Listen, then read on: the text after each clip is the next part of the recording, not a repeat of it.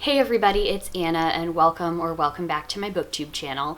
Today's video I'm going to be making is going to be about my anticipated releases upcoming in the next 6 months or so. I don't typically tend to make these. I watch them more frequently than I make them.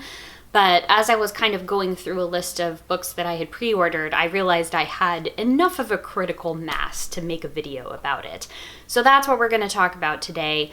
I have tried to make this video so many times over the course of the past couple of days, and if it's not loud neighbors doing yard work or just technical issues with microphones and a new setup I was kind of experimenting with, it wasn't meant to be. So I'm really hoping that today is the day that I actually get through these anticipated releases. It might be a bit of a long one, so grab yourself a cup of tea or whatever beverage of your choice. I have my sweet orange tea in my little skeleton mug here, and I'm going to walk you through the books that I am anticipating most. So, got my notes here on my phone. The first one is The Isle in the Silver Sea by Tasha Suri. This book I have pre-ordered, and it is coming out on Tuesday, October 21st. So this is a sapphic fantastical romance, and I will read you the blurb here. It says, "In an England fueled by stories, the knight and the witch are fated to fall in love and doom each other over and over, the same tale retold over hundreds of lifetimes. Simran is a witch of the woods. Veena is a knight of the queen's court. When the two women begin to fall for each other, how can they surrender to their desires when to give in is to destroy each other? As they seek a way to break the cycle, a mysterious assassin begins targeting tales like theirs. To survive, the two will need to write a story stronger than the one that fate has given to them. But what tale is stronger than the knight and the witch?" That sounds really awesome. I really like reading fantasy novels where the magic comes from stories and narrative, so that sounded really interesting, and of course I'm really here for the queer romance as well. On the same day, October 21st, comes out the Best American Science and Nature Writing of 2025.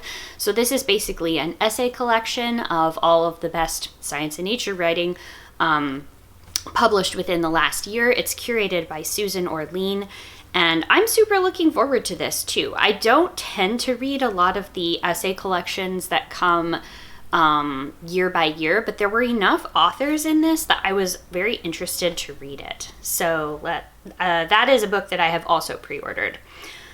One that I haven't pre-ordered, but I really want to, or I may just pick it up at the bookstore day of, also coming out on October 21st, is Finding My Way, which is a memoir by Malala Yousafzai.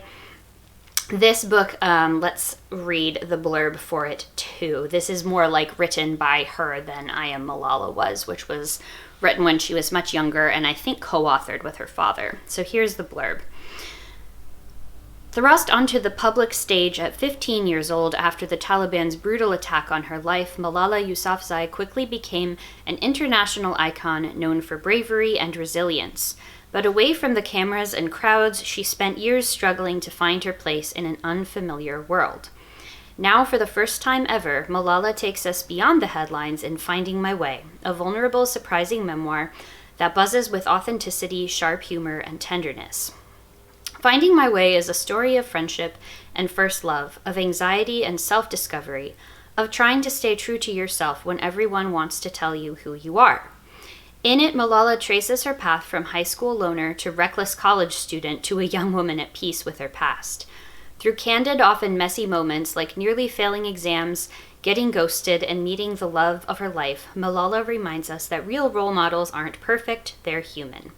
This is going to be a good read, I think. I did like the original book when it first came out, and obviously, she's a internationally renowned figure at this point. I also just like reading memoirs, so it'll be interesting to kind of read what she has to say about telling the story of her own life.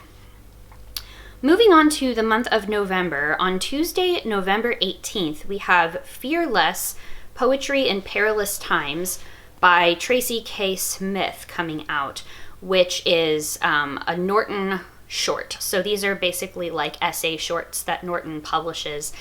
Tracy K. Smith is both the Poet Laureate of the United States and a Pulitzer Prize winner.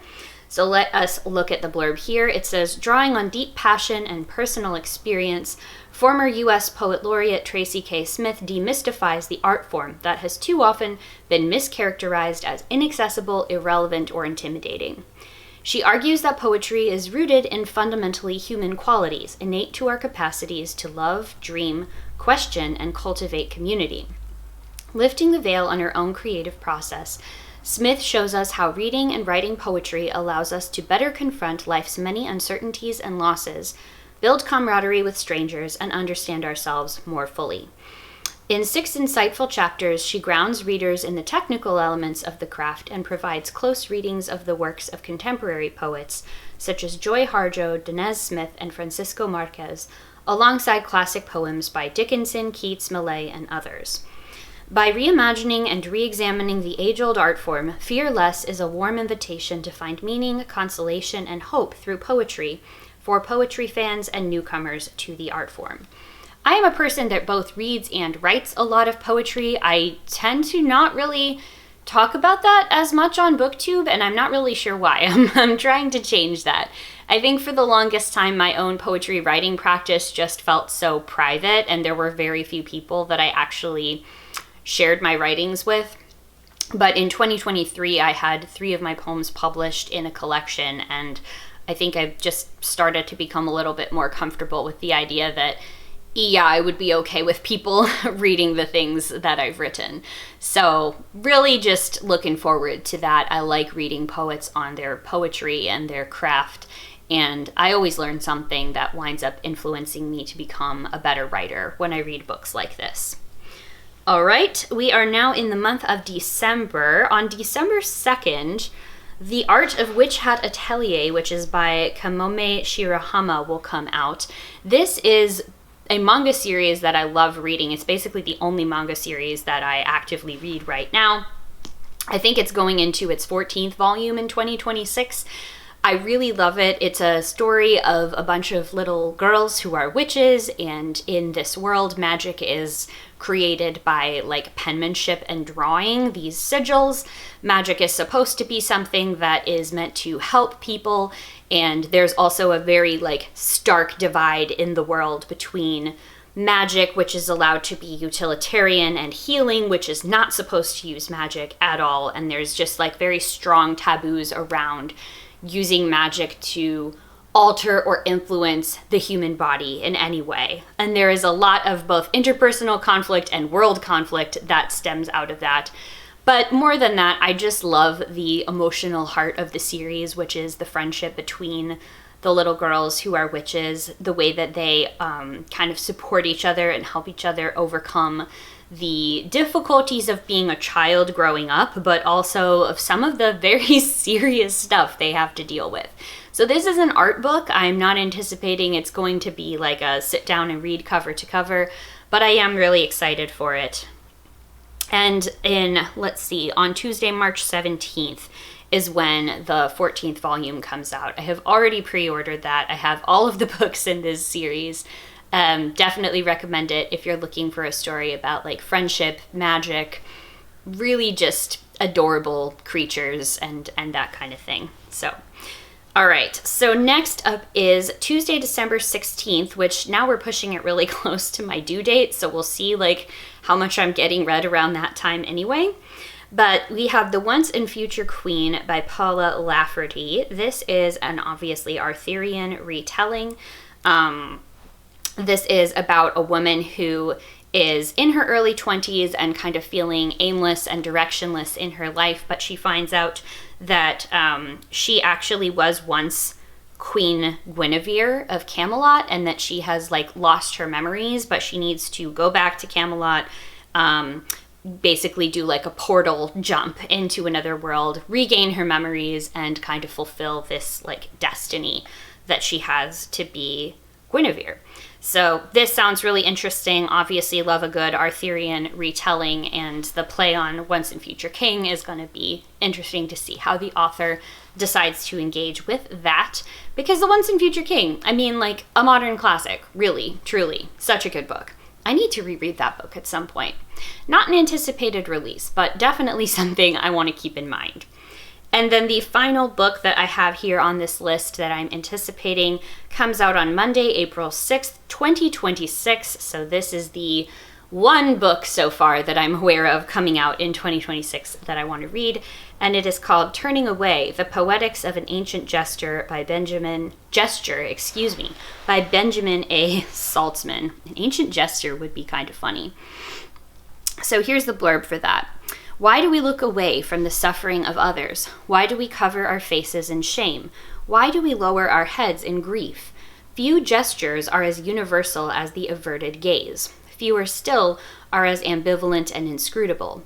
In this incisive study, Benjamin A. Saltzman reveals how the kaleidoscopic appearance of these gestures in art, poetry, and philosophy has turned them into an essential language for our uncomfortable engagements with the world, challenging us to reflect on the ways we fundamentally relate to others. Into the horizon of contemporary discourse, Turning Away sets out from 5 influential episodes in which figures avert their gaze. Timanthi's Sacrifice of Iphigenia, Plato's Republic, Augustine's Confessions, Christ's Crucifixion, and the Fall and Expulsion of Adam and Eve. The gestures of aversion in these episodes refract across visual media through philosophy and politics into modernity and the present day, having been reimagined along the way by thinkers like Hannah Arendt, artists like Marc Chagall and Salvador Dali, poets like Langston Hughes, and many others. Saltzman offers a timely critique of the privilege of turning away and of the too easy condemnation of our tendencies to do so. This is published by the University of Chicago Press. Leave it to me to have another University Press book on a most anticipated releases list, but there are quite a few of those that I had pre-ordered already. This one I think I will, but I'll probably wait on it just a little bit. Go out and support your university presses. So, those are all of the books so far that I am looking forward to reading in the months to come.